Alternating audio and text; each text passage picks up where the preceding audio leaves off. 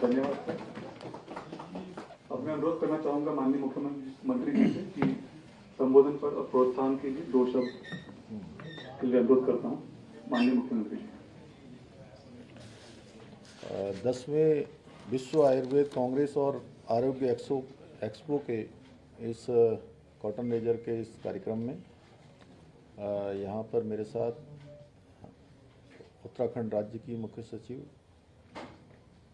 राधा रतूड़ी जी और हमारे सचिव श्री रविनाथ रमन जी और जो इसके पूरे वर्ल्ड आयुर्वेद फाउंडेशन के ट्रस्टी हैं और लगातार ये इस प्रकार के कार्यक्रम आयोजित करवाते हैं, संयोजन करते हैं उनका श्री रंजीत पुराणिक जी और डायरेक्टर जोगदंडे जी और आप सभी उपस्थित मीडिया के सभी मित्र, सभी हमारे पत्रकार मित्र, सभी छायाकार बंधु, इलेक्ट्रॉनिक मीडिया, प्रिंट मीडिया, मैं आप सभी का आज इस कॉटन लेजर के कार्यक्रम के अवसर पर आप सभी का मैं अपनी ओर से स्वागत करता हूं, आप सबका अभिनंदन करता हूं।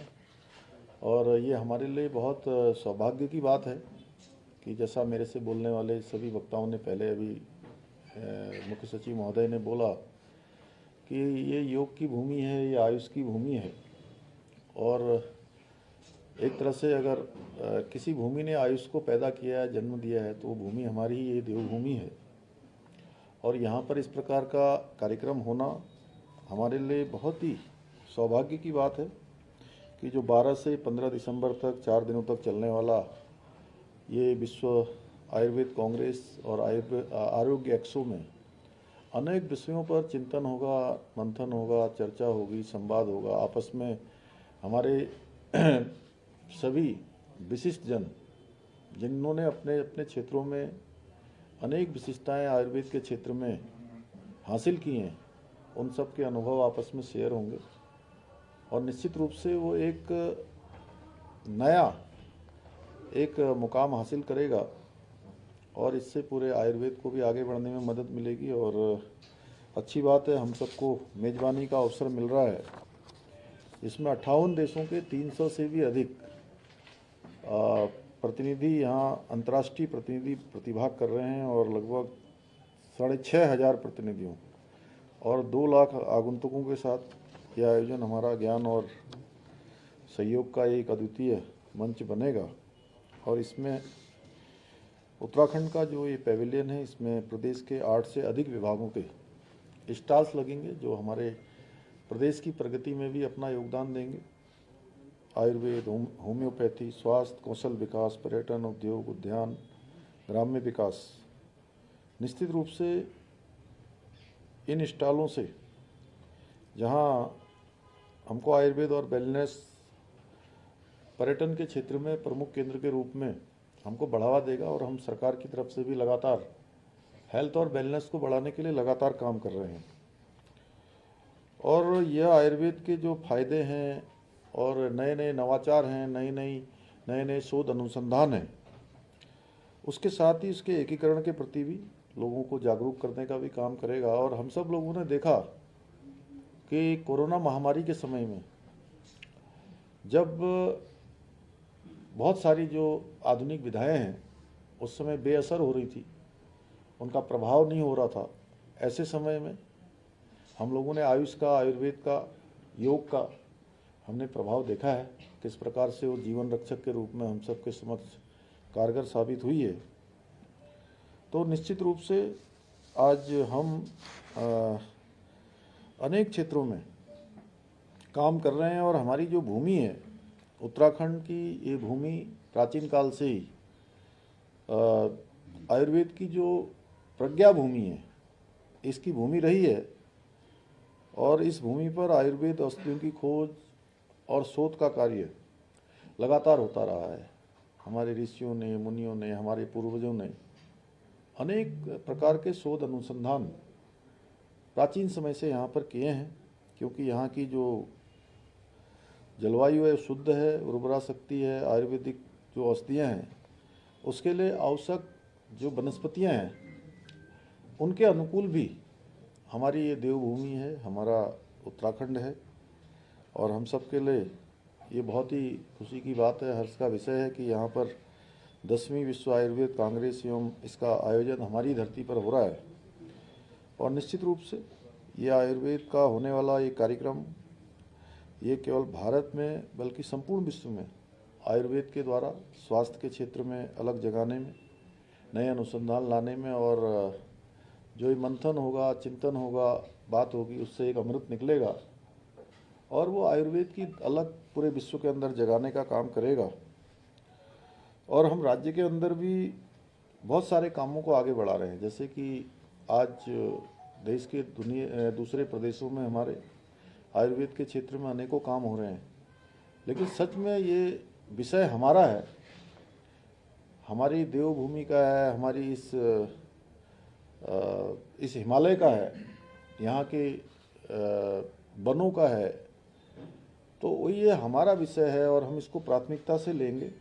हर दृष्टि से हमारा प्रयास होगा कि जैसे हम सभी क्षेत्रों में आज हमारा राज्य आगे बढ़ रहा है और हमको अनेक क्षेत्रों में, भारतवर्ष के अनेक क्षेत्रों में देश के अग्रणी राज्यों में शामिल होने का अवसर मिल रहा है, चाहे वो विकास के मानदंड हों, चाहे आज रोजगार के मामले हों या निवेश के मामले हों, स्टार्टअप के क्षेत्र में हो, ईज ऑफ डूइंग के क्षेत्र में हो, हर क्षेत्र में आज हम अच्छी तरक्की कर रहे हैं और हमारा नाम अच्छे राज्यों की सूची में आ रहा है। और जो भी हम काम कर रहे हैं वो पूरे देश के लिए उदाहरण भी बन रहे हैं। आदरणीय प्रधानमंत्री जी ने भी अभी 9 नवंबर को राज्य स्थापना दिवस के अवसर पर विकास की जब उन्होंने बात करी थी तो उन्होंने कहा था कि देवभूमि उत्तराखंड में विकास का महायज्ञ चल रहा है।